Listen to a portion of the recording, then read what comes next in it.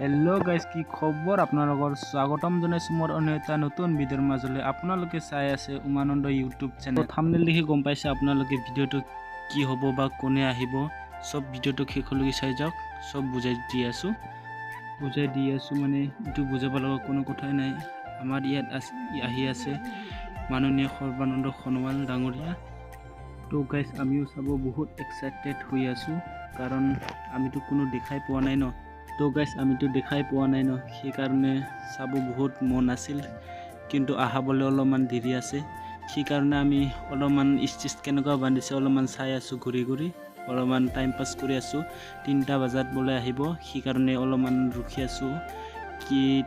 এতিয়াতো 11টাহে বাজিছে টাইম। তো এইফালে মানুহকেইটা আছে বহি, আৰু এইফালে আমাৰ লক্ষী মন্দিৰটো বনোৱা হৈ আছে, তাতে দি আছে। ইয়াতে ষ্টেজখন বনোৱা ভিতৰত, আৰু ইয়াতে বহুত ছবি আছে।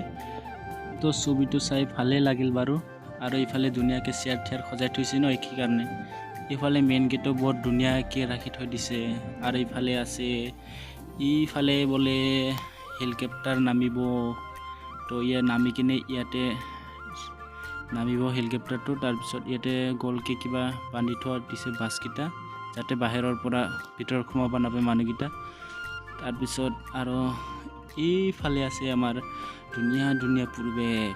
তাৰপিছত চাবলৈ গ'লে আৰু এইফালে পানী গাড়ীটো বৰ ধুনীয়াকৈ ৰেডি কৰি থৈ দিছে, আৰু এইফালে পুলিচগিলা বহি আছে বৰ ধুনীয়াকৈ।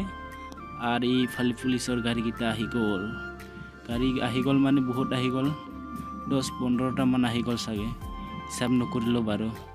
পিছত দেখাই আছোঁ কিমান ৰখাই থোৱাটো গম পাম ন কিমান আছে। আৰু এইফালে বৰ ধুনীয়াকৈ পৰিৱেশকেইটা চাফা কৰি আছে, বহুত ধুনীয়া।